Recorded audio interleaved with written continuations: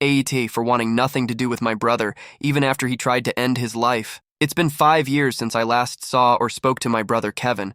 In fact, I've distanced myself from my entire family, rarely talking to our parents or anyone else. The reason for this silence? When I was 22, I discovered that my girlfriend of 3 years had been having an affair with Kevin. He was 25 at the time. When I found out, it felt like my world had collapsed.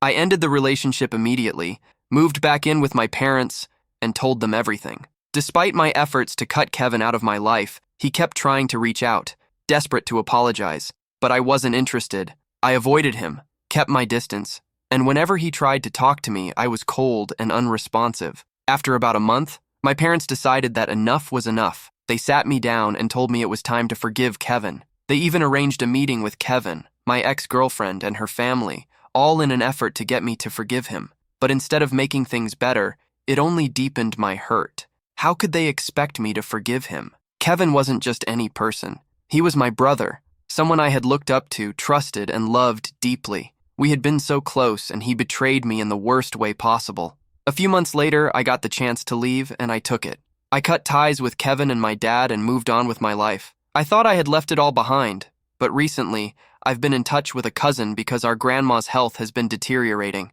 When she took a turn for the worse, I went back home to visit her in the hospital. On my way out, I unexpectedly ran into Kevin. It was the last thing I wanted. He looked at me with tears in his eyes, saying he was sorry and that he wanted us to be friends again. I couldn't deal with it.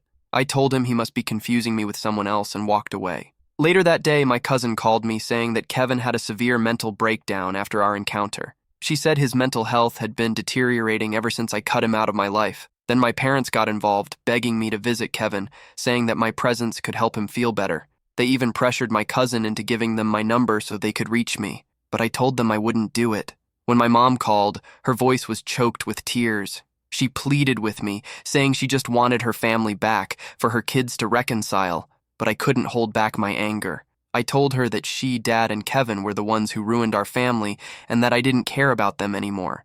My dad tried to reason with me, asking if we could all sit down, apologize, and maybe, just maybe, things could go back to how they were before, but I shut that down quickly. I told him I didn't want to talk, and that I hadn't done anything wrong. The next day, Dad called again. I could hear the quiver in his voice. He was crying. He told me Kevin had tried to overdose on pills. They must have told him what I said, and that was the final straw for him.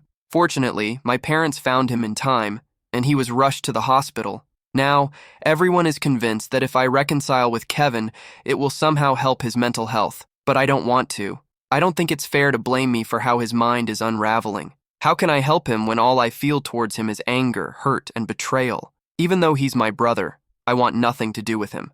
Does that make me a jerk? Before I moved away, my parents kept pushing me to talk to Kevin, but I told them I needed space. They didn't listen. Instead, they kept arranging meetings, trying to force us to reconcile. When I said I needed time alone, they disregarded my wishes, constantly intruding and trying to talk to me. Kevin wouldn't stop either. He kept pressing me to talk, even though I made it clear I needed time to think. His persistence only made things worse. When I finally moved away, my parents kept hounding me about when I'd come back, when I'd fix things, when life would return to normal. But they never listened when I told them to back off and give me time to decide if I even wanted to talk to Kevin. It got to the point where I had to go no contact because they were suffocating me with their demands. I needed peace, space to think about what was best for me. At first I didn't miss them, but now they're back to their old ways, apologizing but insisting they couldn't help it. They kept telling me that they loved each other, that they were meant to be together. They claimed they wanted to tell me sooner but didn't know how.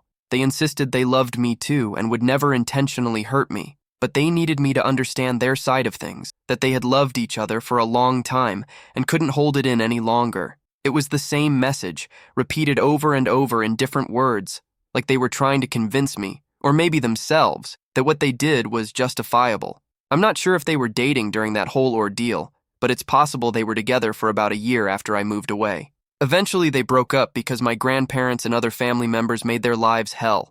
During the intervention, people kept explaining why I should forgive Kevin and my ex, especially Kevin. It was all about their reasons, their justifications. Kevin's only contribution was a simple, "I'm sorry," but it never felt sincere. He always had some explanation ready, like he just wanted to move on, as if what he did was no big deal. After I broke up with her, They started dating for real. I found out by accident.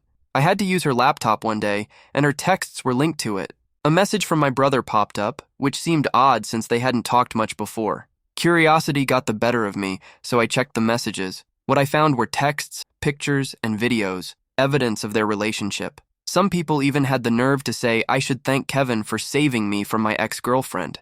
That's absurd. Kevin is my brother, not some random guy.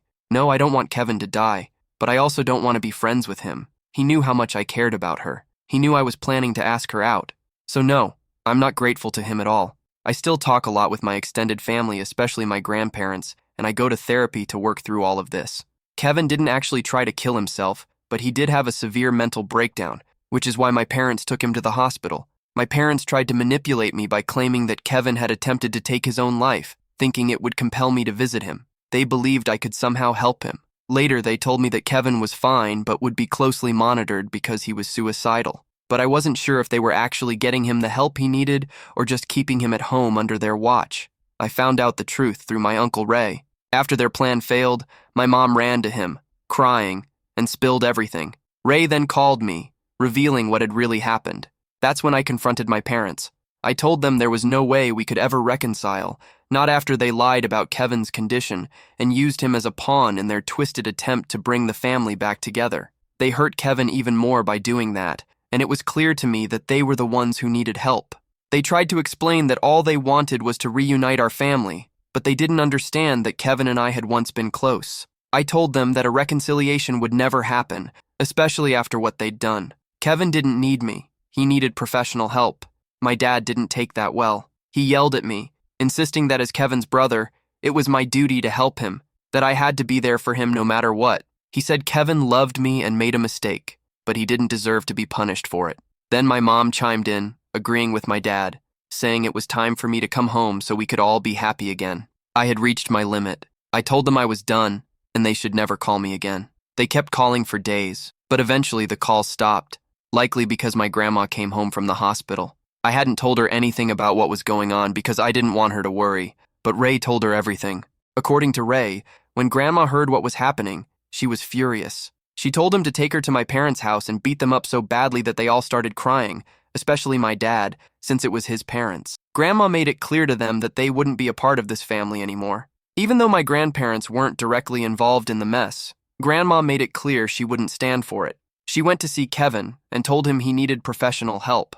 She offered to assist him in getting it if he was willing, but she didn't sugarcoat anything. She made it clear that she wouldn't completely cut him out of her life, but he had to make significant changes before he could be part of the family again. Grandma was also upset with me for not telling her what was going on. When I tried to explain, she gave me a good smack on the back of my head and told me it didn't matter, which made Grandpa laugh. They assured me that they would make sure my parents couldn't reach me and that Kevin would get the help he needed to get better. I told them I appreciated their support, but they shouldn't worry so much, especially since Grandma had just gotten out of the hospital. But another solid smack to the head cut me off. Grandma and Grandpa insisted that it's a grandmother's duty to help her grandchildren, especially the ones who need it most. Grandma then added that while she knows Kevin has hurt people, he genuinely needs help. I agreed with her. Grandpa said they'd ensure Kevin got the support he needed and that my parents would treat him properly. They also promised to keep the rest of the family from contacting me, knowing that I didn't want to be bothered. Grandma warned me not to hide anything from her again, or I'd have to answer to her. So that's where things stand for now. Kevin is finally getting the help he needs, and my parents are getting the kick in the behind they deserve from Grandma. I'm satisfied with how things turned out, and I've been talking to more family members and staying in closer touch with my grandparents. Thank you.